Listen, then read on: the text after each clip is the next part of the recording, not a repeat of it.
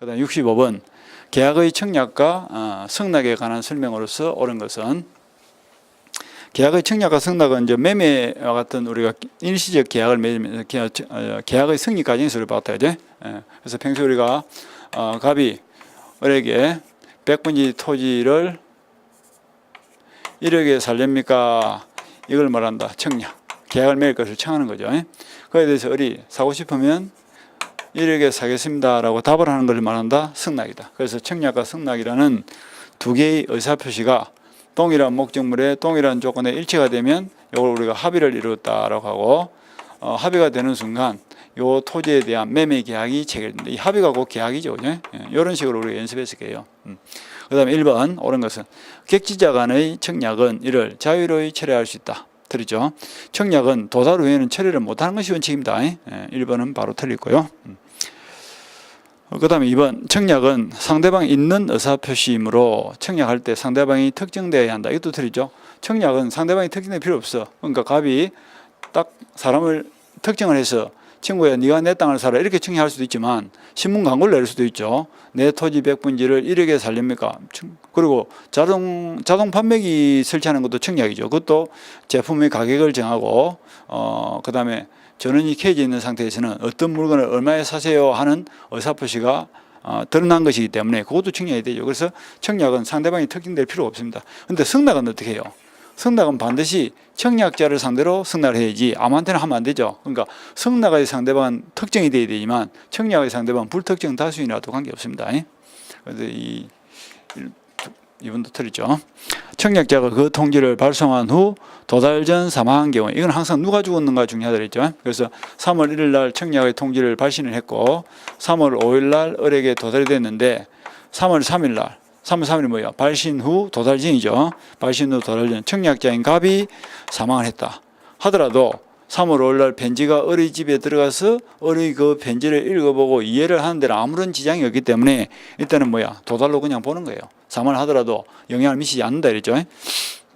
그런데 상대방 을이 사망해보면 어떻게 해? 3월 3일 날. 그러면 3월 5일 날 편지가 을에게 들어갈 당시에는 이미 이틀 전에 죽은 사람이기 때문에 그 편지를 읽어보고 이해할 수 있는, 즉 요지 가능한 상태가 아니죠. 따라서 이때는 부도달이 된다. 도달이 될 수 없다. 그래서 표의자가 사망하면 영향을 미치지 않고 상대방이 사망하면 부도달이 된다 하는 그 이야기입니다. 그래서 이건 누가 사망했어? 청약자가 사망했죠.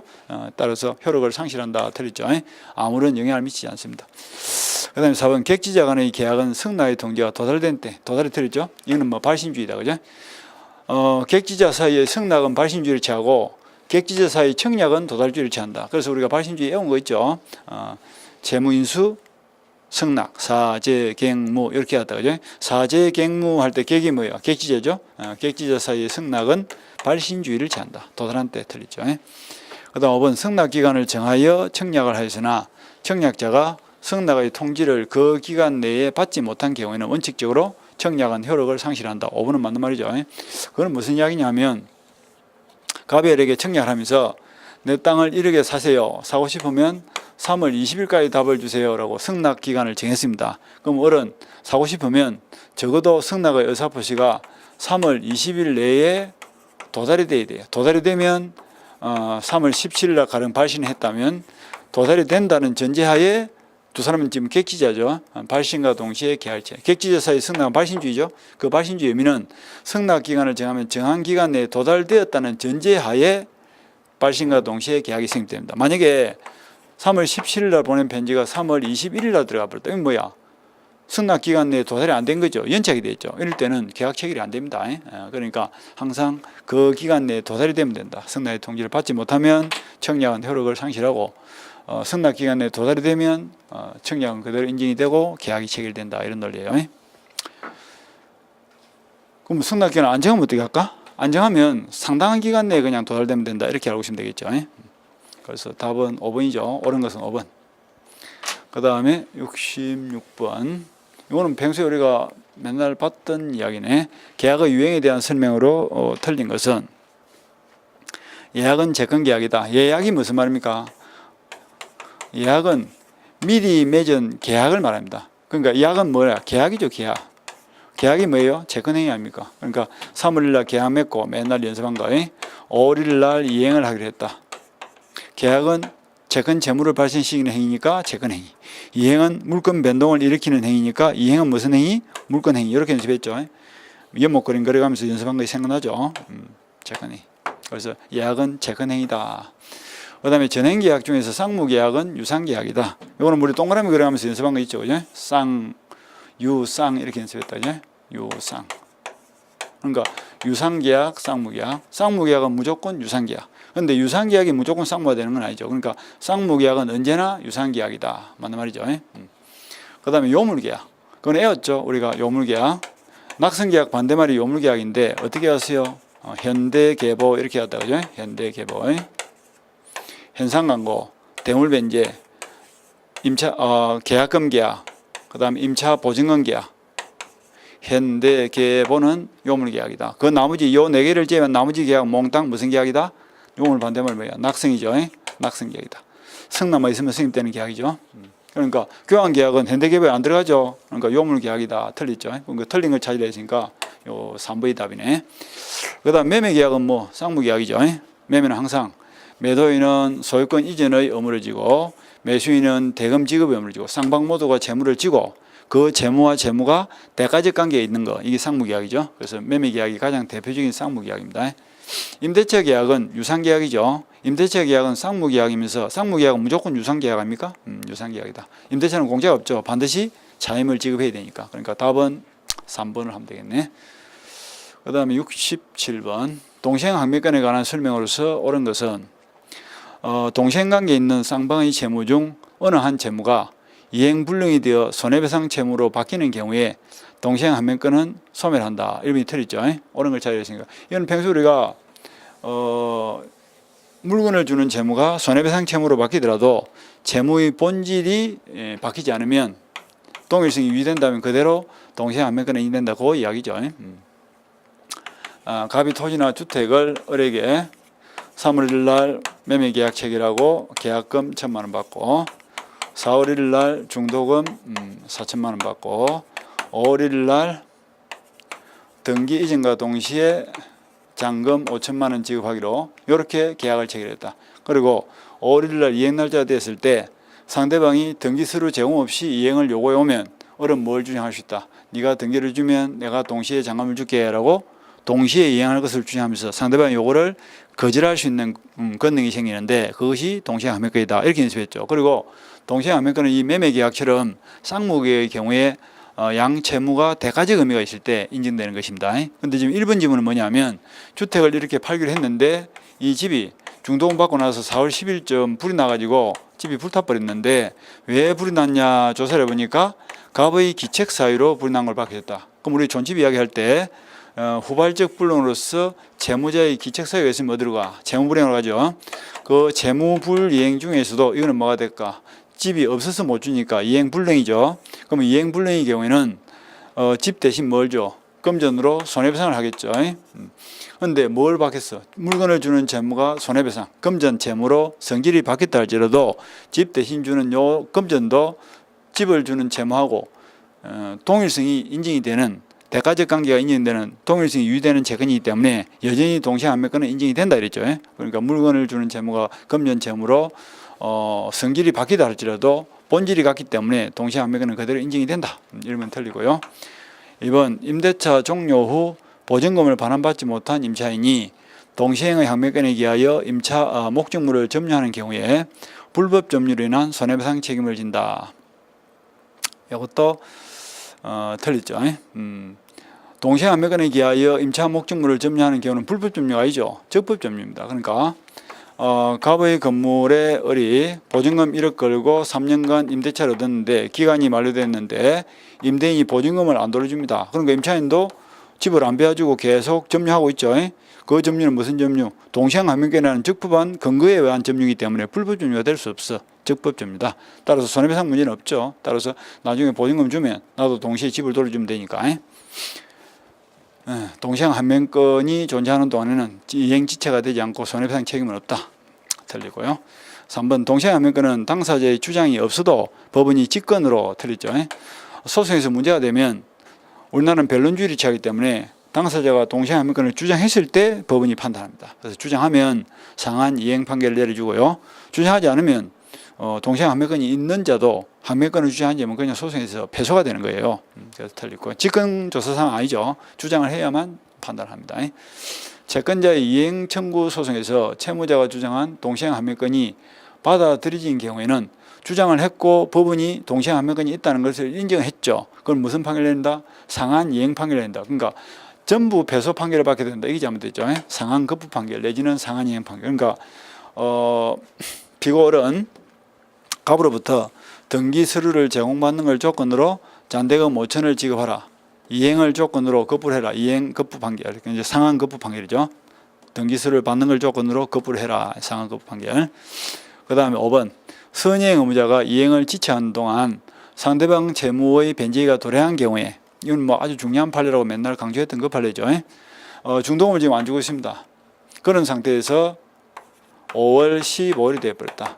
그래서 선이행 의무자는 먼저 줘야 되기 때문에 동시행을 주장하면 안 돼요. 근데 선이행을 지체하고 있는 중에 상대방의 등기 날짜도 보름이 넘어와 버렸다 이 말이죠. 이 경우에는 선이행 의무자도 뭘 할 수 있다?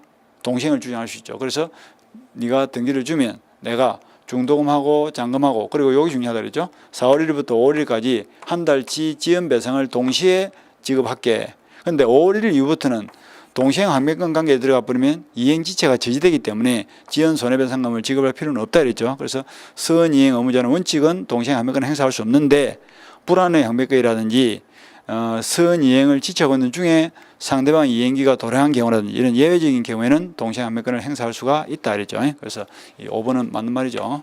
답은 5번이 되겠네요. 자, 여기까지 보시고 잠깐 쉬었다가 계속하도록 합니다. 자, 이번 시간에 68번부터 봅니다. 갑은 자신의 토지를 을에게 매도하면서 그 대금은 을이 갑의 의무 이행과 동시에 뱅에게 지급하기로 약정하고, 뱅은 을에게 수익의 의사 표시를 하였다. 이 뭐 삼자를 의한 계약이죠. 뱅소리가 받은 대로 똑같은 그림입니다. 갑이 뱅으로부터 1억을 빌리고 3월 20일 변제하기로 했다. 한편 갑에게는 1억짜리 토지는 있는데 현금은 없다. 그러면 돈을 갚아야 되겠죠? 그래서 뱅에게 돈을 변제할 목적으로 3월 1일 날 그 토지를 매매하기로 을과 계약을 체결하고, 대금은 1억으로 정하고 3월 20일 날 이행을 하기로 했습니다. 그런데 계약을 맺는 과정에서 갑이 을에게 부탁을 하기를 3월 20일 내가 등기를 줄 테니까 매매 대금 1억은 우리 채권자 뱅에게 주라 이래 된 거야. 지금 갑은 채무자고 뱅은 돈을 빌려준 채권자죠. 그러니까 갑이 뱅에게 갚아야 될 돈을 땅을 넘겨주는 대신에 을이 갚아주기로 했다 이런 뜻이죠. 1억을 이렇게 지급하기로 했습니다. 이런 계약을 뭐라고 표현하냐면, 매매 계약을 체결하면서 그 계약에서 발생하는 수익을 누구한테 주기로 했다? 계약의 상대방이 아닌 제3자한테 지급을 하기로 했죠. 그런 계약을 제3자 수익약관이 붙은 계약이다라고 하고, 이 매매 계약과 3자 수익약관을 통틀어서 제3자를 위한 계약이다 이렇게 표현하는 거예요. 그러니까 제3자를 위한 계약은 어떤 특별한 계약을 의미하는 것이 아니고, 일반적인 계약에 3자 수익약관이 붙어 있는 것은 3자를 위한 계약이다. 그럼 이 경우에 뭐 갑은 우리가 알다시피 요약자, 을은 그런 계약을 맺을 것을 승낙한 사람 낙약자, 그다음에 이 사람은 수익자 이래 되겠죠. 그리고 문제 자체에서 이렇게 계약을 맺더라도 뱅은 갑이 원하는 대로 꼭 을로부터 돈을 받아줘야 될 의무는 없고요. 선택권은 뱅한테 때렸죠. 그래서 뱅이 요 1억을 받겠다라고 낙약자를 상대로 수익의 의사표시를 하면 수익권이 발생하고, 수익권이 발생했다는 것은 낙약자는 1억을 지급해야 될 채무가 생겼고, 그 다음에 수익자는 1억을 지급받을 수 있는, 청구할 수 있는 채권이 생겼단 말이죠. 그리고 요 1억 채권을 보장해 줘야 되기 때문에 수익권 발생 이후에는 갑과 을이 함부로 요 보상관계 내용을 변경하거나 소멸시킬 수는 없다. 그래서 요 두 사람의 관계를 전부 우리가 보상관계, 요거는 대가관계. 그래서 보상관계 계약을 소멸시키거나 변경시킬 수는 없다. 그런데 수익자가 승낙을 했다든지 아니면 보상관계 자체에 하자가 있다든지 이거 경우에는 변경 또는 소멸이 가능하다라고 이렇게 연습했다. 그죠? 이렇게 이제 기본 그림을 놓고 문제를 푸시면 돼. 별로 어려운 건 없을 거예요. 틀린 것은 병은 을의 재무 불이행을 이유로 갑과 을의 매매 계약을 해지할 수 없다. 계약을 해지하는 것은 계약의 당사자의 고유 권한이기 때문에 병은 3자를 위한 계약의 당사가 아니죠. 그냥 수익자일 뿐이죠. 따라서 3월 20일 때였고 갑이 을에게 등기 서류를 제공했습니다. 등기를 주면 을도 동시에 병에게 뭘 줘야 될까? 1억을 지급해야 되겠죠. 그런데 1억 지급을 안 한 거예요. 지급 안 한 것이 뭡니까? 재무를 이행 안 했으니까 재무불이행이죠. 그럼 그 재무불이행을 이유로 이 매매 계약을 누가 해지를 할 거냐 하는 건데, 계약을 해지하는 것은 계약 당사자의 고유 권한이기 때문에 계약 해제권은 누가 한다? 요약자인 갑이 해지를 하지 병은 해제권이 없다, 이런 뜻이죠. 그래서 계약을 해지할 수 없다, 맞는 말이죠. 그 다음에 갑과 을의 매매 계약이 적법하게 취소된 경우에, 그게 무슨 말이에요? 갑과 을 사이 매매 계약이 계약을 맺는 과정에서 사기나 강박을 당했다는 하자가 있단 말이야. 착오나 사기 강박처럼 하자를 이유로 요 계약을 취소를 해버렸어. 이걸 다르게 표현하면 보상관계에 하자가 있다. 그리고 이게 취소가 돼버렸으니까 소급해서 계약을 안 맺은 걸로 되고, 따라서 재건 재무가 소멸하겠죠. 재건 재무가 소멸합니다. 따라서 병은 을을 상대로 1억을 주세요 할 수 있다 없다? 할 수가 없다, 이렇게 생각하면 되겠다. 그래서 병의 급부청구권은 소멸한다. 달라 하더라도 을은 뭐야? 이 계약 취소하고 돈 못 주겠습니다, 이렇게 낙약자는 보상관계 하자를 이유로 수익자에게 대항할 수 있다 그랬죠. 대금지급을 청구할 수 없습니다. 그 다음 병이 을에게 매매 계약에 따른 이행을 하지 않더라도, 갑이 을에게 매매 계약에 따른 이행을 하지 않더라도 을은 특별한 사정이 없는 한 병에게 대금 지급을 거절할 수 없다, 이 틀이죠. 그래서 갑이 을에게 등기 서류를 제공하는 것과 을이 병에게 대금을 지급하는 것은 무슨 관계 있다? 대금을 제공하는 것은 동시행 관계 있죠. 그래서 등기를 안 주면 나도 대금을 준다 안 준다? 안 주죠. 병에게 대금 지급을 거절할 수 있다, 이렇게 해야지. 틀리죠. 답은 3번이 되겠네요. 그 다음에 4번, 병이 수익을 의사표시를 한 후에는 끊고, 수익 의사표시를 했다는 것은 수익금이 발생했다는 뜻이죠. 특별한 사정이 없는 한 갑과 을은 합의에 의해서 병의 권리를 소멸시킬 수는 없다. 그래서 수익금 발생 이후에는 갑과 을은 합의를 통해서 이 보상관계 내용을 변경하거나 소멸시킬 수는 없다, 이랬죠.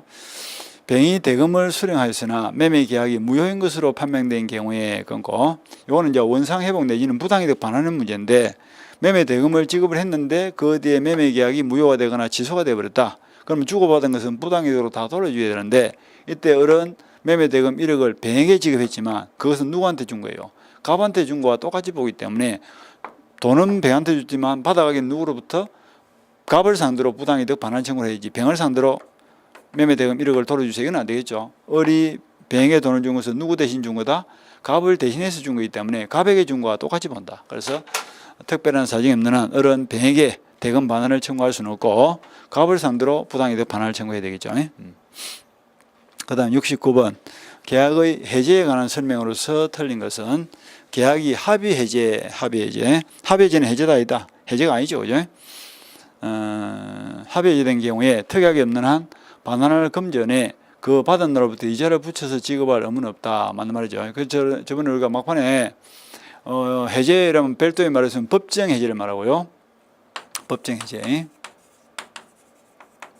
그 다음에 약정 해제는 반드시 약정이라는 말을 붙여준다 이랬죠. 요 두 개는 해제가 맞습니다. 근데 합의 해제는 계약을 맺은 뒤 3월 5일 날 양방 당사자가 합의하에 계약을 해제를 한 거예요. 이거는 이제 합의, 즉 합의가 뭐야? 계약이죠, 그죠?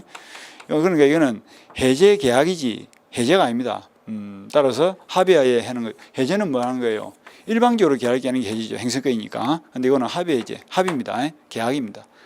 근데 차이점이 뭐냐? 법정 해제와 차이점이 세 가지가 있었죠. 합의 해제는 해제가 아니기 때문에 해제에 관한 543조 이하의 규정이 원칙적으로 적용되지 않는다 하는 거하고, 그 다음에 해제를 해서 원상 회복 시에 이자를 지급할 필요가 없다 하는 거하고, 그리고 누구의 잘못으로 인한 것이 아니라 합의를 통해서 계약을 깨는 거기 때문에 손해배상의 문제가 발생하지 않는다. 그래서 이 세 가지를 이야기를 했죠, 그죠? 해제의 규정이 원칙적으로 적용되지 않는다, 이자를 지급할 필요가 없다, 손해배상 문제가 없다. 이 세 가지죠. 그래서 이자를 지급할 필요가 없다, 맞는 말이죠. 계약의 상대방이 여럿인 경우에 해제권자는 그 전원에 대해서 해제권을 행사해야 된다. 그러니까 상대방이 해제권자가 여러 명이든 상대방이 여러 명이든 해제권을 행사할 때는 전원으로부터 전원에 대해서 해야 한다. 해제권은 행사상 불가능성 이야기죠. 맞는 말이죠. 계약 해제로 인하여 양 당사자가 부담하는 원상 회복 의무는 동시행관계에 있다. 요 뭐 전부 가담해도 주종 이렇게 저번에 동시행관계 외운 거 있죠. 그걸 그대로 갖다 외우면 되는 거예요. 그래서 전부 가담해 할 때 해가 뭐예요? 해제죠. 해제를 통해서 계약이 소멸하면 주고받은 것은 원상 회복을 하는데 그때 동시행관계에 있다. 전부 가담해도 주종에 들어가죠. 해제. 외운 대로 딱 갖다 외우면 되고요. 그 다음에 4번 이거는 표현 방식만 잘 찾으면 되겠죠. 성질상 일정한 기간 내에 이행을 하지 않으면 그 목적을 달성할 수 없는 계약. 요 가지가 무슨 말이에요? 정기행위죠, 그죠? 딱 결혼식 예복이라든지 잔치집 음식 이런 것들은 정해진 그 일정 기간 내에 반드시 이행을 해야 됩니다. 이게 정기행위인데 그 시기에 이행을 하지 않으면 해제의 의사표시가 없더라도 해제의 효과가 발생한다. 이게 잘못됐죠, 그죠? 재고는 하지 않더라도 해제의 의사표시는 해야 됩니다. 그래서 저번에 우리가 재고 필요 없는 거 외웠죠. 거종불사계 정기 이렇게 왔는데 거종불사계 정기할 때 정기가 뭐예요? 이 정기행위입니다. 이 정기행위의 경우에는 재고는 필요 없더라도 해제의 의사표시는 해야 됩니다. 그래서 해제의 의사표시가 없더라도 해제가 된다. 이 말이 잘못된 거예요. 그 다음 5번 매매 대금 채권이 양도된 후 매매 계약이 해제된 경우에 그 양수인은 해제로 권리를 침해당하지 않는 3자에 해당되지 않는다. 이거는 이제 3자 보호 문제인데 해제에서 보호되는 이 3자는 어떤 3자? 일단은 물권적 지위를 취득했다는 전제하에 해제 전의 3자는 선악불문하고 보호되고 해제 후의 3자는 선의만 보호된다. 이렇게 연습했죠. 그런데 지금 현재 매매 대금 채권이 양도된 후 이렇게 돼 있죠. 그러니까 이 양수받은 이 사람은 채권의 지위를 양수받았으니까 물권적 지위다, 채권적 지위다. 채권적 지위밖에 못 갖췄으니까 해제 전의 3자를 할지라도 보호가 돼야 안 돼. 안 되는 거예요. 그러니까 항상 시험에서는 이 전제 조건을 잡으라 했죠. 그래서 채권적 지위를 양도받은 후에 매매 계약이 해제되더라도 그 양수인은 물권자다, 채권자다. 채권을 양도받은 자이기 때문에 물권적 지위가 없습니다. 따라서 해제 전의 3자를 할지라도 보호 대상에 포함되지 않습니다. 그래서 보호되는 3자에 해당되지 않는다. 맞는 말이죠.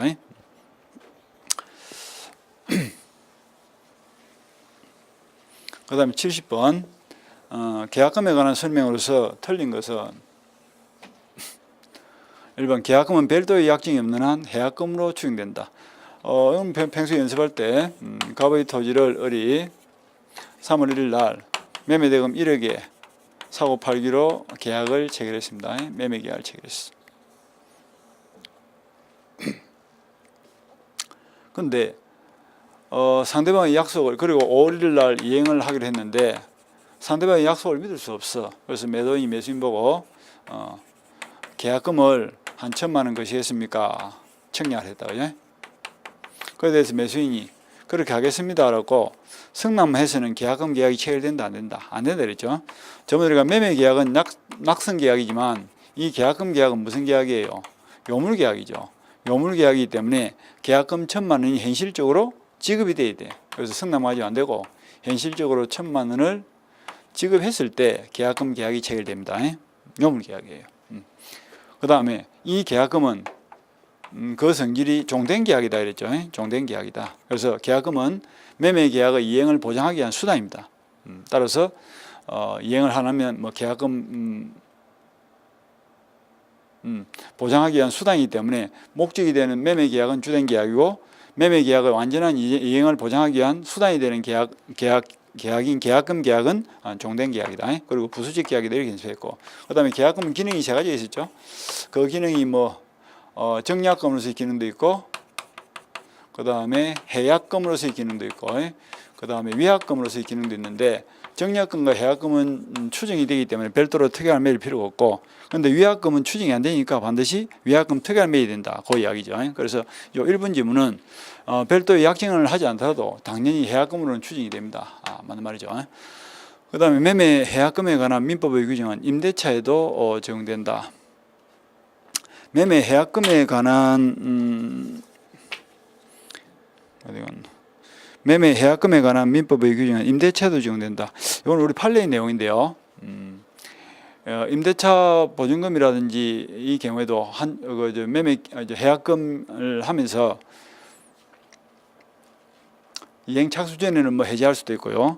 그 다음에 또 위약금 특약을 맺으면 그 특약에 따라서 상대방은 포기하면서, 아니면 수령한 사람은 배액을 상환하면서, 아니면 지급한 사람은 포기하면서 계약을, 임대차 계약을 또 해지할 수도 있고요. 그래서 임대차 계약을 맺으면서 계약금을 걸었다면 그 계약금도 매매에서의 계약금하고 똑같이 지급한다, 이렇게 이해를 하시면 될 거예요. 그 다음에 3번, 해약금에 기해서 계약을 해지하는 경우에는 원상회복 문제는 생기지 않는다. 그건 왜 그러냐면 해약금에 기한 해지는 그 시점이 이행착수 전까지만 할 수 있죠. 이행착수 전이니까 주고받은 것이 없더란 말이죠. 그러니까 원상회복의 문제도 원칙적으로 발생하지 않는다, 이런 뜻이죠. 주고받은 게 있어야 돌려주겠죠. 그 다음에 토지거래 허가구역 내의 토지에 관한 매매계약을 체결하고 계약금만 지급한 상태에서 거래 허가를 받은 경우에 다른 약정이 없는 한 매도인은 계약금의 배액을 상환하고 계약을 해지할 수는 없다. 이것도 틀리죠. 이건 틀리고, 원상회복 문제는 생기지 않는데 요 1, 2, 3은 다 맞는 말이고, 토지거래 허가구역 내에서 계약금을 지급했다면 유동적 무효 상태에서도 계약금을 포기하면서 내지는 배액을 사면서 해지하는 것은 관계없습니다. 토지거래 허가구역에서 유동적 무효를 할지라도 채무불이행으로 인한 해제라든지 협력 의무 위반을 이유로 한 해제는 안 된다 그랬죠. 그렇지만 계약금에 기한 해제는 자기 스스로 손해를 감수하면서 해제하는 것이기 때문에 채권 채무와 관계없이 채무불이행과 관계없이 해제를 할 수 있습니다. 그래서 계약금의 배액을 상환하고 계약을 해제할 수 없다, 이건 틀린 거예요. 유동적 무효 상태에서도 계약금에 기한 해제는 됩니다. 4번이 답이죠. 5번, 계약금만 수령한 매도인이 매수인에게 계약의 이행을 최고하고 매매 잔금의 지급을 청구하는 소송을 제기한 경우에 다른 약정이 없는 한 매수인은 계약금을 포기하고 해제할 수 있다.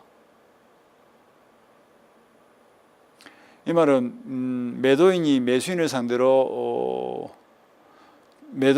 잔금 지급 청구 소송을 제기한 것만으로는 이행의 착수로 본다, 안 본다? 이행의 착수로 볼 수 없기 때문에 매수인은 아직까지 이행 착수진이라면 뭘 할 수 있다? 매수인은 계약금 포기하면서 계약을 해지할 수 있겠죠, 그죠? 별로 어려운 건 그렇게 생각할 필요는 없고. 그 다음에 71번, 매매에 관한 설명을 드리면, 매매는 뭐예요? 계약이죠. 매매 계약은 매도인은 소유권 이전을 약정하고 매수인은 대금 지급을 약정함으로써 성립하는 낙선계약입니다. 매매계약. 그 다음에 1번, 매매 비용을 매수인이 전부 부담한다는 약정. 이건 계약자의 원칙상 일방이 부담해도 관계없죠. 그래서 매매 비용은 특약이 없으면 균분해서 절반씩 부담하는 것이 원칙인데 한쪽에서 전부를 부담하도록 약정을 하더라도 관계없습니다. 그리고 양도소득세 같은 세금도 매도인이 부담할 세금을 매수인이 부담하기로 약정을 해도 관계없습니다. 그 다음에 지상권은 매매의 대상이 될 수 없다. 이것이 잘못됐죠. 매매의 대상은 꼭 소유권에 한정되지는 않습니다. 그래서 매매는 아까 말한 대로 매도인은 재산권을 이전할 것을 약정하고 이랬지 소유권 이전에 한정되지는 않습니다. 재산권은 그것이 소유권도 좋고 지상권도 좋고 전세권도 좋고 다 양도의 대상이 될 수 있죠. 그래서 2번이 틀리죠. 틀린 것은 2번이 답이 되겠다. 2번. 그 다음에 3번, 매매 목적물의 인도와 동시에 대금을 지급한다. 그때는 대금을 받는 장소에서 목적물을 인도하면 되겠죠. 그래서 목적물 인도 장소에서 대금을 지급한다. 동시행하게 있으니까.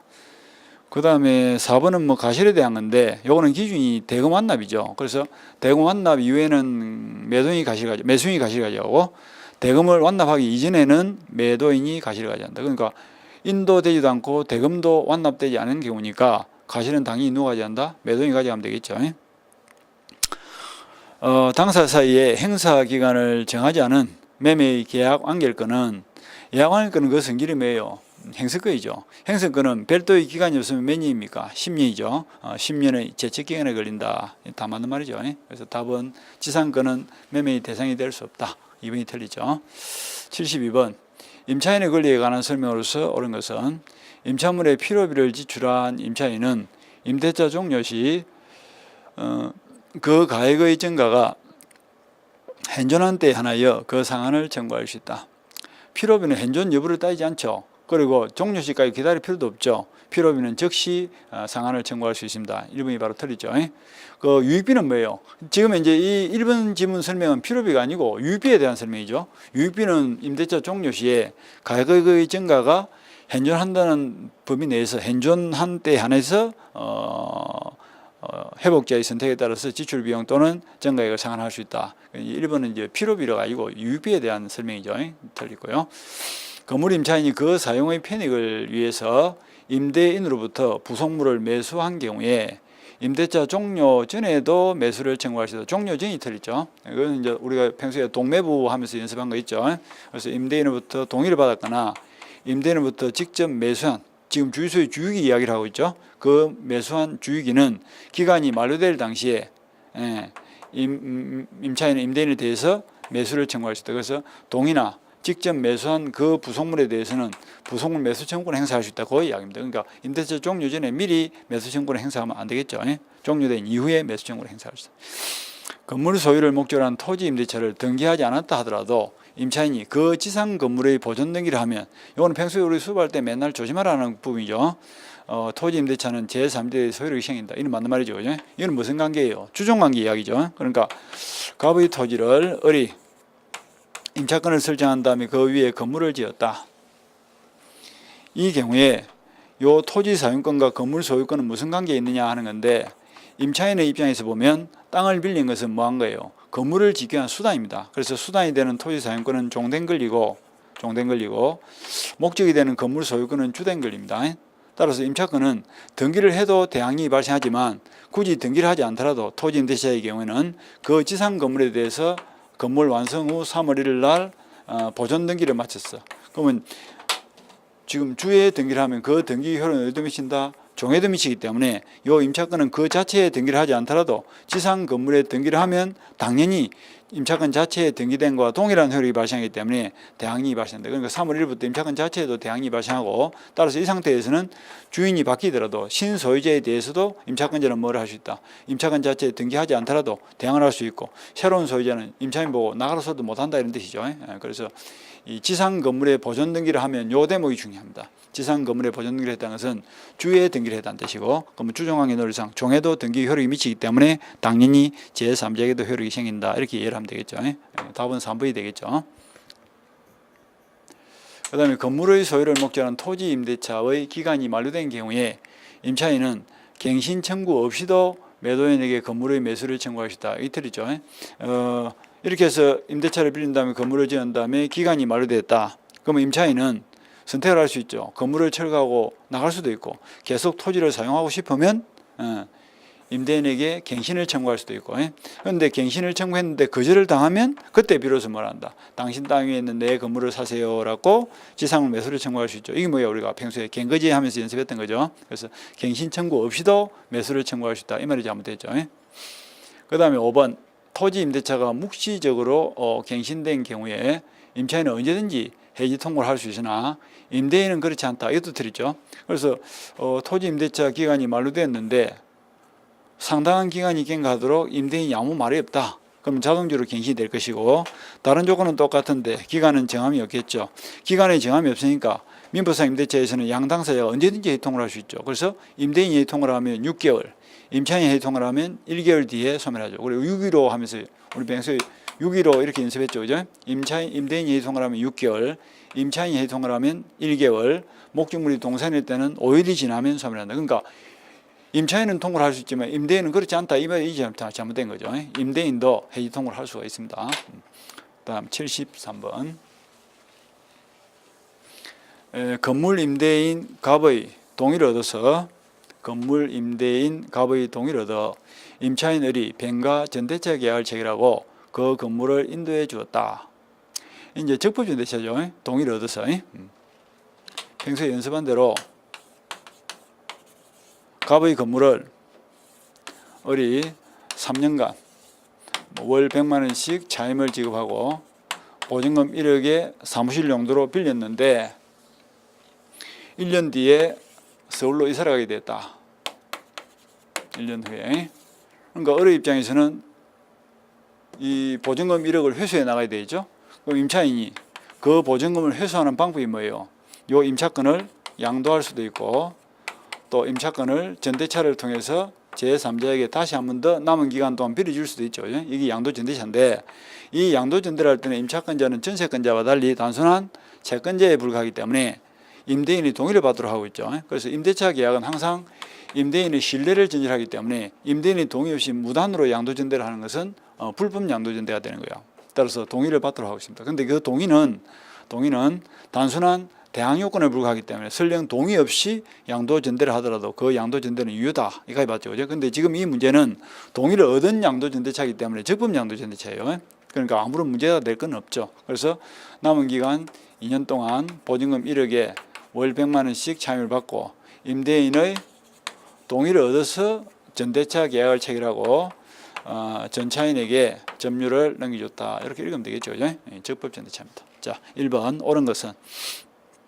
갑과 을의 합의로 임대차 계약이 종료되어도 병의 권리는 소멸하지 않는다.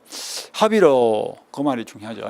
그 말은 무슨 말이냐면 동의를 얻어가지고 전차권을 설정했고 이 전차인도 2년 동안 그 건물을 사용할 수 있는 권리가 생겼기 때문에 요 2년이 끝나기 전까지 갑과 을이 합의로 요 임대차 계약을 소멸시키더라도 그 소멸을 가지고 전차인에게 대항을 못합니다. 나가로서를 못하는 거야. 만약 그게 인정되어 버리면 전차인이 2년간 그 건물을 사용해야 될 권리가 갑과 을의 자유로운 의사에 의해서 합의에 의해서 박탈되는 꼴이 되겠죠. 그러면 그 배한테 불리하다고. 그래서 적법 전대차의 경우는 만약에 요 임차권을 소멸시키려면 항상 갑은 병의 동의를 받아야 됩니다. 그래서 병의 동의 없이는 전차권 끝나기 전에는 합의를 통해서 임차권을 소멸시키더라도 병보고 나가로서를 못하겠죠. 병의 권리를 소멸하지 않는다. 맞는 말이죠. 그 다음에 니은 전대차 종료 시에 병은 건물의 사용의 편익을 위해서 을의 동의를 얻어서 부속한 물건의 매수를 갑에게 청구할 수 있다. 을의 동의를 얻어 이게 잘못됐죠. 동매부 이야기인데 항상 동매부 요건을 갖춰서 팔고 나가려면 임대인의 동의를 받아야 됩니다. 임대인한테 살려야 되니까. 그러니까 임차인의 동의를 받아서 부속시킨 물건은 동매부 요건에서 동매부 요건을 못 갖추기 때문에 팔고 나갈 수가 없다고. 그래서 저는 평소에 연습할 때 갑의 주유소를 을이 3년간 빌렸는데 1년 뒤에 영업을 하지 않고 남은 기간 2년 동안 동의를 받아서 전대차가 맺었고 전차인이 사용하는 동안에 주유기가 고장이 났다. 그런데 임차인의 동의를 받아서 주유기를 교체했다면 그거는 임대인의 동의를 받은 것이 아니기 때문에 임대인 보고 사라 이렇게 할 수는 없겠지. 그런데 임대인의 동의를 받아서 교체했거나 임대인부터 매수한 주유기 같으면 그거는 부속 매수 청구의 대상이 되겠죠. 그죠? 그래서 이거는 을의 동의를 받아 틀린 거예요. 그 다음에 디귿 임대차와 전대차 기간이 모두 만료된 경우에 병은 건물을 갑에게 직접 맹도해도 을에 대한 건물 맹도 의무를 면하지 못한다. 이것도 틀리죠. 그죠? 요 3년 기간도 끝났고 요 2년 기간도 끝났어. 그럼 병이 건물을 돌려줄 때 계약 맺은 대로 돌려줄 것 같으면 병이 을에게 돌려주고 을이 다시 갑에게 돌려주겠죠. 그런데 지금 이 질문은 병이 갑에게 막바로 건물을 직접 반환해버렸다. 그럴 경우에는 다시 을에게 건물을 돌려줄 의무를 진다 아닌다. 그럴 필요 없죠. 돌아가나 바로 하나 똑같은 거기 때문에. 그래서 직접 맹도를 했다면 을에 대해서는 맹도 의무를 면한다 이렇게 해야지. 면하기 때문에 을은 네가 건물을 주면 내가 보증금 돌려줄게 이렇게 할 수는 없고 보증금을 바로 줘야 된다 이런 뜻이죠. 이렇게 보증금을 주면 그 돈 받아서 바로 줘야지. 그래서 이것도 틀리고요. 그 다음에 리얼 을의 차임 연체액이 2기의 차임에 따라여 갑이 임대차 계약을 해지하는 경우에 해지입니다. 이 중간에 쫓겨나가는 거예요. 차임을 연체해가지고. 갑은 병에 대해서 그 사유 통지 없이도 해지로 대항할 수 있다. 이건 맞는 말이죠. 그죠? 그래서 을이 잘못해서 쫓겨나간다. 그럴 때는 거꾸로 얘기하면 갑을 보호를 해줘야 되기 때문에 2기 이상 연체를 해서 임대차가 소멸하면 그 임대차에 기초한 전대차도 뭐야? 당연히 소멸합니다. 그때는 병에게 굳이 해지 통지를 하지 않더라도 관계없습니다. 맞는 말이죠. 그러니까 합의 해지를 할 때는 반드시 병에게 승낙을 받아야 돼. 그런데 합의 해지가 아니죠. 이거는 재무불이행으로 인한 법정 해지입니다. 그래서 쫓겨나가는 경우에는 병에게 굳이 동의를 받지 않아도 되죠. 갑을 보호해줘야 되기 때문에. 따라서 통지 없이도 해지로 대항할 수 있다. 맞죠? 그러니까 이건 아까 본 대로 뭐야? 기억하고 리얼이 맞다. 그죠? 기억 리얼. 2번이 답이 되겠죠. 2번. 이렇게 보시고.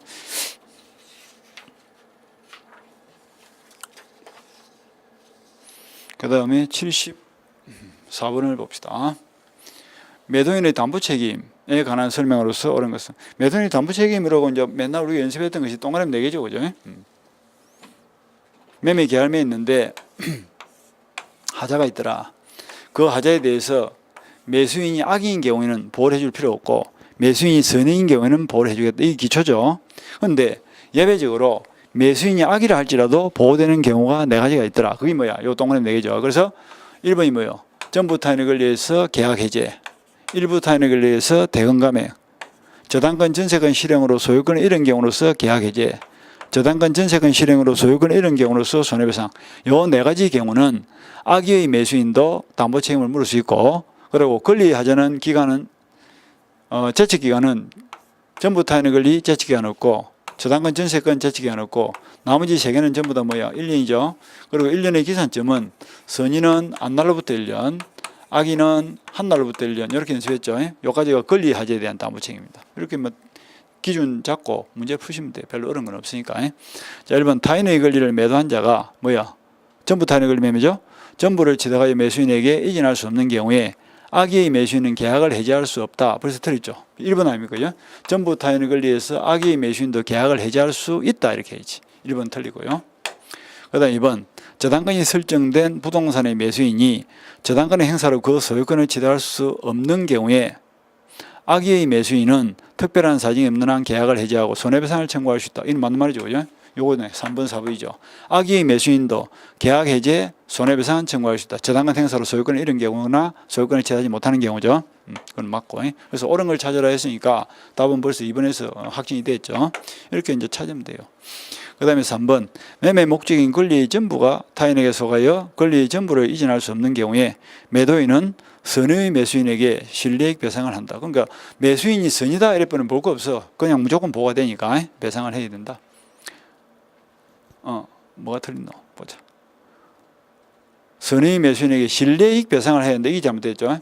손해배상은 해야 되는데 그 손해배상의 범위는 실리익이 아니고 뭐예요? 이행이익 배상이 되겠지. 이행이익 배상을 해야 된다. 이행이익 배상입니다. 여기 잘못됐죠. 그 다음에 4번은 매매 목적 부동산의 전세권이 설정된 경우에 계약의 목적을 달성할 수 있는 여부와 관계없이 벌써 틀렸죠. 그래서 이거는 용의권의 한제한이죠. 용의권의 한제한은 동그라미 4개 안 들어갑니다. 따라서 선의는 모두 보호되고 악의는 보호되는 거 없죠. 그래서 선의 매수인은 목적을 달성할 수 없다는 전제하에 계약을 해지할 수 있다든지 목적 달성 여부와 관계없이 이게 잘못된 거예요. 목적을 그러니까 주택이나 건물의 전세권을 설정했는데 건물을 매매를 했는데 그 건물에 전세권이 설정되어 있는 바람에 전세권 기간이 끝날 때까지는 매수인이 그 건물을 사용할 수 없다 이런 뜻이죠. 그런데 그로 인해 가지고 건물을 사용하지 못하는 목적 달성을 할 수 없다면 계약을 해지할 수 있고 목적 달성을 할 수 있다면 굳이 계약을 해지할 건 아니고요. 손해배상만 청구하면 되겠죠. 그래서 목적 달성과 관계없이 이게 잘못된 거예요. 권리의 일부가 타인에게 소한 경우에 선의 매수인이 갖는 손해배상 청구권은 계약을 한 날로부터 이게 틀리죠. 아까 우리 선의는 뭐예요? 안 날로부터죠. 한 날로부터 이 한자 틀리죠. 한 날로부터 가지고 안 날로부터 1년 이내에 행사되어야 된다. 그래서 아까 맞는 걸 찾으라 했으니까 2번이 답이 되겠죠. 2번. 그 다음에 75번 주택임대차 보호법에서 설명으로서 옳은 것은 옳은 겁니다. 주민등록 신고는 행정청이 수리한 때가 아니라 행정청에 도달한 때 효력이 발생한다. 틀리죠. 우리가 맨날 본 것이 뭐야? 전입신고는 항상 언제를 기준한다? 수리시를 기준한다 그랬죠. 수리시 틀리고요. 등기명령 집행에 따라서 주택 전부에 대해서 타인 명의 임차권 등기가 끝난 뒤 소액보증금을 내고 그 주택을 임차한 자는 최우선 면제권을 행사할 수 없다. 이는 맞는 말이죠. 그죠? 그럼 답은 2번이네. 틀렸으니까. 등기명령 기간 만료 시 보증금을 받지 못한 임차하면 행사할 수 있고, 그 다음에 등기명령에 따라서 등기가 끝난 뒤에 이사를 나가더라도 대항형 그대로 유지해야 될 것이고, 그 빈집에 소액 임차인이 들어오더라도 나중에 경매에 들어가면 소액 임차인보다는 등기명령권자가 먼저 받아간다 그랬죠. 그래서 소액 임차권자도 이때는 최우선 면제권 행사할 수 없습니다. 맞고요. 그 다음에 3번 임차권보다 선순위 저당권이 존재하는 주택이 경매로 매각된 경우에 이건 무슨 말이야? 선순위 저당권이 뭐야? 말소 기준 권리죠. 저당권보다 늦은 임차권자는 경매가 들어가면 주고 안 주고 무조건 죽습니다. 따라서 경매에서의 매수인은 임대인의 지위를 승계한다 드렸죠. 책임질 필요 없죠. 임차권에 대해서는. 그래서 저당권보다 임차권보다 선순위 저당권이 존재한다 이렇게 되어 있단 말은 거꾸로 이해하면 저당권보다 임차권이 늦다는 뜻이죠. 그러니까 저당권보다 늦은 임차권자는 경매에 들어가면 보증금을 다 받든 못 받든 무조건 소멸합니다. 소멸하기 때문에 경매를 받아간 객락인 즉 매수인은 임차권에 대해서는 책임을 질 필요가 없죠. 그러니까 임대인의 지위를 승계한다 이 말을 들었죠. 임대인의 지위가 승계되지 않는다 이렇게 해야지. 틀리고요. 그 다음에 4번 소액 임차인은 경매 신청 등기 전까지 임대차 계약서에 확정일자를 받아야 최우선 면제권을 행사할 수 있다. 경매 신청 등기 전까지 확정일자를 받아야 거의 잘못됐죠. 소액임차인은 날짜 안 따지고 언제나 1등으로 받아가는 사람이기 때문에 확정일자 필요 없습니다. 그러니까 경매 신청 등기 전까지 대항 요건만 갖추면 되겠죠. 그 다음에 5번 주택임차인의 우선 면제권은 대지의 향가 대금에 미치지 않는다. 이거 들으죠. 주택임차인은 보증을 못 받으면 토지도 건물도 한꺼번에 경매해가지고 안분 비례로 받아간다 그랬죠. 대지 향가 대금에 대해서도 미친다 해야지. 됐죠. 그래서 답은 아까 본 대로 2번입니다. 그 다음에 집합건물의 소유 및 관리에 관한 법령상 집합건물에 관한 설명으로 틀린 것은 이거는 뭐 집합건물 대장에 등록되지 않더라도 구분 소유가 성립할 수 있다. 뭐 구분 소유가 성립되기 위해서는 구조상 이용상 독립성이 있어야 되고 구분 소유 의사가 있어야 됩니다. 그런데 아파트 건물을 지을 때 아직까지 건물 대장에 등록을 하지 않았더라도 건물을 지으면서 한 개 한 개를 별도로 요 한 칸 한 칸을 별도로 분양할 목적으로 허가 신청을 받고 분양 계약도 한 칸 한 칸을 별도로 분양 계약을 받았다면 건물이 완성되어서 대장에 등록되거나 보존 등기가 되기 전이라도 구분 소유를 인정한다는 게 우리 판례죠. 그래서 1번은 맞고요. 그다음에 공용 부분의 사용과 비용 분담은 전유 부분의 지분의 비율에 따른다. 얘기 틀렸다. 그죠? 민법상의 공유물 사용은 전부를 지분의 비율로 사용하는데 아파트와 같은 집합 건물에서는 공용 부분의 사용을 어떻게 한다? 용도에 따라서 사용한다 그랬죠. 그러니까 지분의 비율에 따른다. 이게 잘못됐죠. 그래서 엘리베이터 탈 때 그냥 뭐 용도에 따라서 임의대로 사용하는 거지 지분의 비율에 따라서 사용하는 건 아니다 그랬죠. 그래서 2번이 틀린 걸 찾으라 했으니까 지금 답은 2번이죠. 그 다음에 공용 부분은 종된 권리이기 때문에 주가 취득이 되면 그냥 따라서 취득되는 거지 별도의 취득시 대상이 될 수는 없습니다. 그 다음에 4번에 관리인 선임 여부와 관계없이 공개하는 단독으로 보존행위는 할 수 있죠. 다 맞는 말이죠. 보존행위는 단독으로. 그 다음에 구분 소유자는 규약 또는 공정정서로서 달리 정하지 않는 한 그가 가지는 전유부분과 분리하여 대지 사용권을 처분할 수 없다. 이거는 무슨 말이냐면 집합 건물에서 주는 딱 하나밖에 없죠. 전유부분은 주, 공용 부분은 공용부분, 즉 대지 사용권이라든지 공용부분은 전부 다 종이죠. 종된 권리이기 때문에 분리 처분이 안 되는 거예요. 그래서 전유부분에 대해서 이전이 되면 대지 사용권이나 공용부분은 그냥 따라가는 거예요. 그래서 분리 처분할 수 없다. 맞는 말이죠. 그러니까 틀린 걸 찾으라 했으니까 2번이 답입니다.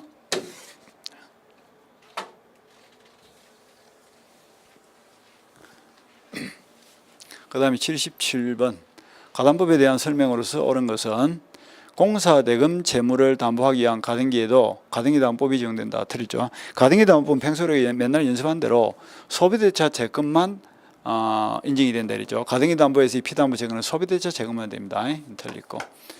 그 다음에 청산금을 지급할 필요 없이 청산 절차가 종료된 게 이 말은 무슨 말이냐면 가등기담보를 설정받고 변제가 도래됐는데 변제를 안 한 거예요. 그래서 청산을 기속 청산을 할 목적으로 청산 절차를 거치는데 청산금을 계산해 보니까 청산금이 없어. 청산금이 없더라도 청산 절차는 거쳐야 되죠. 그래서 청산 절차 2개월이 넘어갔습니다. 청산 기간 2개월이 경과되면 청산금을 지급할 목적이 청산금을 지급할 필요가 없으니까 청산 기간 2개월이 경과된 그때부터 이제 소유권이 어디로 넘어옵니까? 채권자 쪽으로 넘어오겠죠. 그러니까 가실수취권도 채권자가 가져간다. 이 맞는 말이다, 그죠? 그래서 2번이 답입니다. 옳은 걸 찾으려 했으니까. 가등기담보 채무자는 기속청산과 처분청산 중 하나를 선택할 수 있다 되어 있는데 선택권은 채무자가 가지는 것이 아니라 채권자가 가지는 거죠. 이번 시험에 보니까 이 채권자, 채무자 사람을 이렇게 바꿔놓는 문제가 지금 3문제 정도 나왔다 그죠? 그래서 이런 것들도 좀 평소에 신경을 좀 쓰셔야 돼. 주체 파악입니다. 그래서 가등기담보의 채권자는 이렇게 해야 되겠죠. 채무자는 요 부분처럼 주체가 잘못됐죠. 그 다음에 4번 가등기담보의 채무자의 채무 변제와 가등기담보 말씀은 동시행관계에 있다 되는데 이것도 항상 내가 조심하라는 부분이죠. 동시행항변권이 인정이 안 되는 것들 연습하면서 제일 먼저 나왔던 것이 뭐예요? 담보죠. 담보는 항상 변제를 먼저 해야 나중에 담보를 풀어주는 거야. 그러니까 먼저 돈을 갚아야 그 다음에 담보를 풀어준다 이러죠. 그러니까 변제를 하는 것과 담보를 말소하는 것은 동시행관계가 될 수 없어. 가등기담보도 담보죠. 그러니까 먼저 변제를 하면 가등기담보는 나중에 말소를 하는 거지 동시행관계에 있다. 틀리죠. 그런데 이거는 동시행관계 맞죠? 가등기담보에서 청산금을 지급하는 것과 청산 절차를 만료하고 청산금을 지급하는 것과 채무자가 본등기 서류를 제공하는 것은 동생관계가 맞습니다. 근데 이거는 청산금하고 관계없고 변제죠, 변제. 그래서 돈을 갚는 것은 동생관계가 아닙니다. 먼저 갚아야 나중에 가등기 담보를 풀어줍니다. 틀리고요. 가등기 담보 후 저당권자는 청산기간 내라도 저당권의 피담보 채권 도래전에는 담보 목적 부동산의 경매를 청구할 수 없다 돼 있는데, 청산기간 내라면 후순위 저당권자도 경매 청구를 할 수가 있다 이래야 되겠죠. 그래서 요 옳은 걸 찾으려 했으니까 요거는 2번이 답입니다. 청산금이 없는 경우에는 청산 절차가 종료되면 바로 소유권이 채권자 쪽으로 넘어가니까 채권자가 가실도 가져간다. 여기 답이죠. 그 다음 78번. 2015년 갑은 병의 X토지를 취득하고자 친구 을과 맹신탁 약정을 체결하고 을에게 매수자금을 주었다. 여기까지만 읽으니까 벌써 뭐야? 계약 맹신탁이라는 걸 알 수 있죠. 그죠? 평소에 맨날 우리가 연습했던 그림하고 똑같을 거예요. 병의 토지가 매물로 나왔는데 갑이 그 땅을 사고 싶은데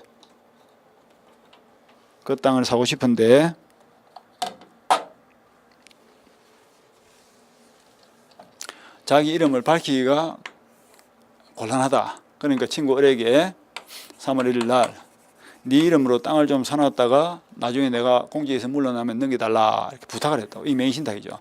맹신탁은 뭐 종중, 종교단체, 배우자가 아니면 다 무효죠. 그리고 돈을 주는 거야. 이걸 주면서.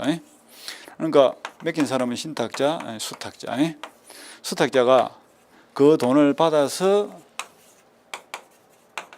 매도인과 3월 5일 날 매매 계약을 체결하고, 그리고 대금은 2억으로 정하고 5월 1일 날 이행을 하기로 했다 칩시다. 이런 맹신탁을 계약 맹신탁이라고 했죠. 그리고 계약을 맺는 과정에서 매도인은 진정한 돈의 주인이 갑이라는 사실을 지금 모르고 있는 거야. 그리고 매도인이 선이라는 것은 맹신탁 사실을 모르고 계약을 맺기 때문에 거래 안전을 위해서 이 매매 계약은 유효.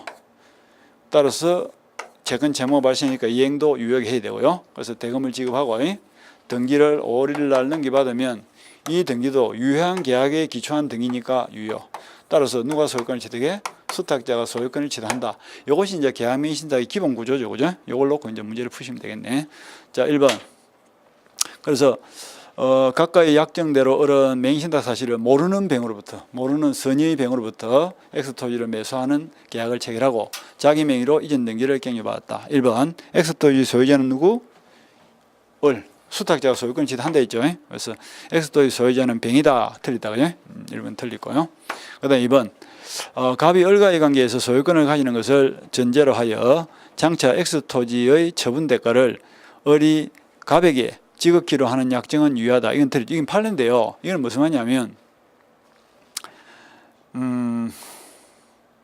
이렇게 맹신탁 계약을 맺으면서 특약을 붙이기를 수탁자 명의로 등기를 한 다음에 신탁자가 원하면 수탁자는 언제든지 소유권을 갑에게 넘겨주고, 그리고 갑이 지정하는 자, 즉 제3자에게 넘겨달라 이러면 제3자에게 등기를 넘기기로 이렇게 합의를 본 거예요. 그럼 요 특약사항을 효력을 줄 거냐 하는 건데, 맹신탁 자체가 무효이기 때문에 무효인 계약에 붙은 요 특약도 무효로 봅니다.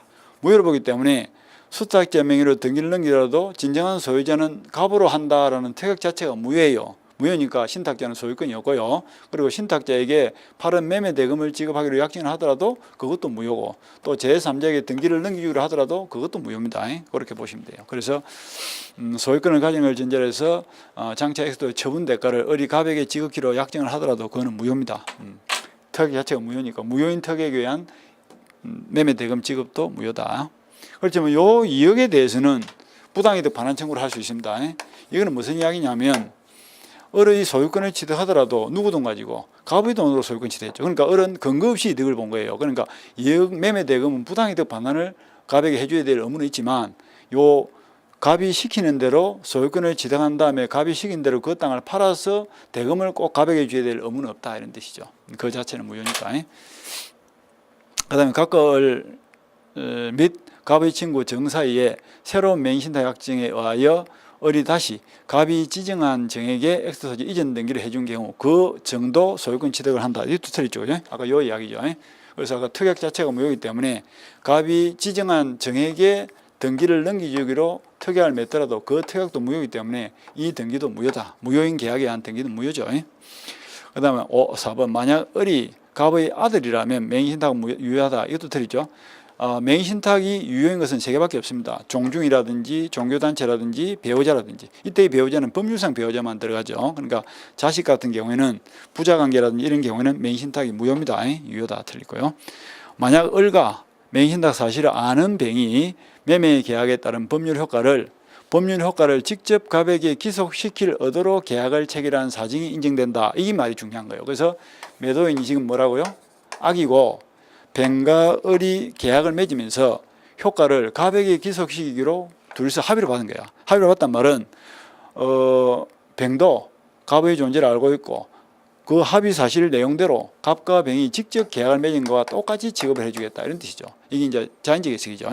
그런 사정이 인정된다면 요거는 뭐하고 똑같다? 삼자간 맹신탁하고 똑같죠. 그죠? 삼자간 맹신탁은 신탁자가 계약을 맺고 수탁자 명의로 등기는 게 있는데 계약 맹신탁에서 매도인과 수탁자가 계약을 맺지만 둘 다 실제로는 갑을 계약의 당사자로 하는 데 대해서 합의가 되었다면 두 사람 사이에서 직접 계약을 맺은 것과 똑같이 지급하기 때문에 이때는 갑 스스로 계약 맺고 등기를 넣은 것과 똑같이 지급해서 삼자간 맹신탁으로 본다 이런 뜻입니다. 그래서 요 말을 잘 따라야 돼요.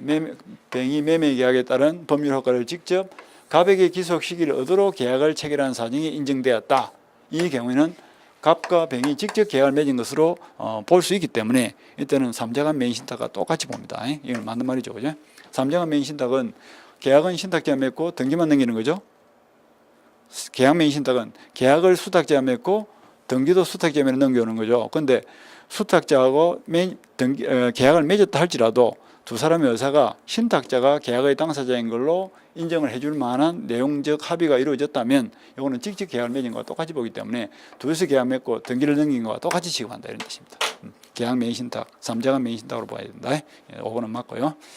그 다음에 79번 부동산 실명법에 대한 설명으로 틀린 것은 옳은 것은 소유권 이외의 부동산 물건의 맹신탁은 적용을 받지 않는다. 이것도 틀리죠. 부동산 실명법에서 금지하고 있는 것은 소유권에 한정되지 않습니다. 그러니까 소유권 이외의 부동산 물건도 자기 명의로 등기해야지 남의 명의로 하면 안 돼요. 틀리고요.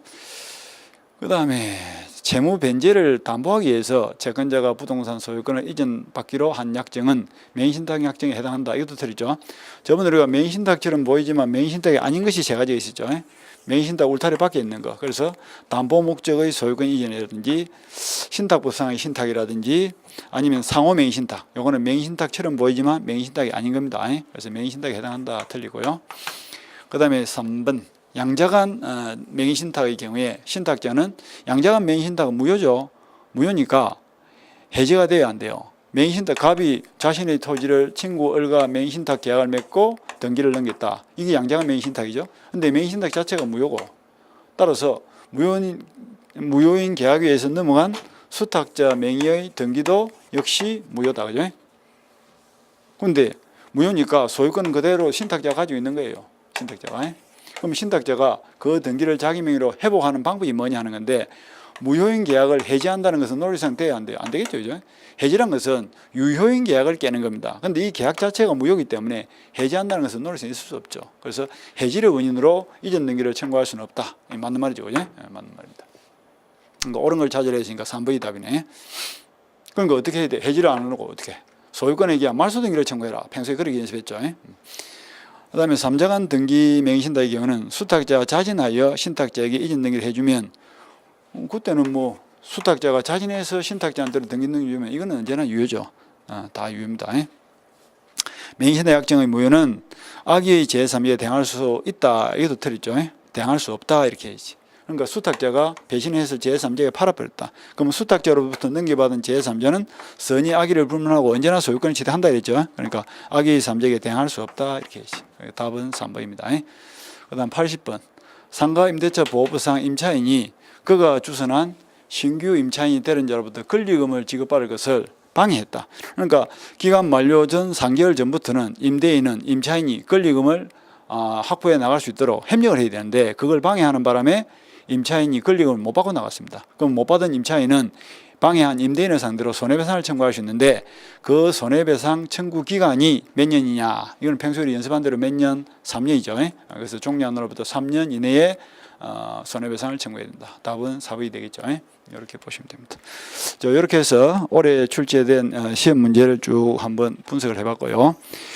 보다시피 평소에 우리가 수업을 했던 범위를 벗어나는 문제는 거의 없습니다. 그러니까 27회 그러니까 맹인이 되겠죠. 16년도 27회 시험도 똑같을 거예요. 그러니까 평소에 강의를 들으시면서 중요하다 하는 부분하고 제가 그림을 그려가면서 설명하는 부분하고 이런 부분들은 잘 챙겨서 보시면 거의 한 90% 이상은 다 출제가 되니까 그렇게 맞춰서 공부를 하시면 될 겁니다. 자, 오늘은 기출문제 특강 요즘 다시고요.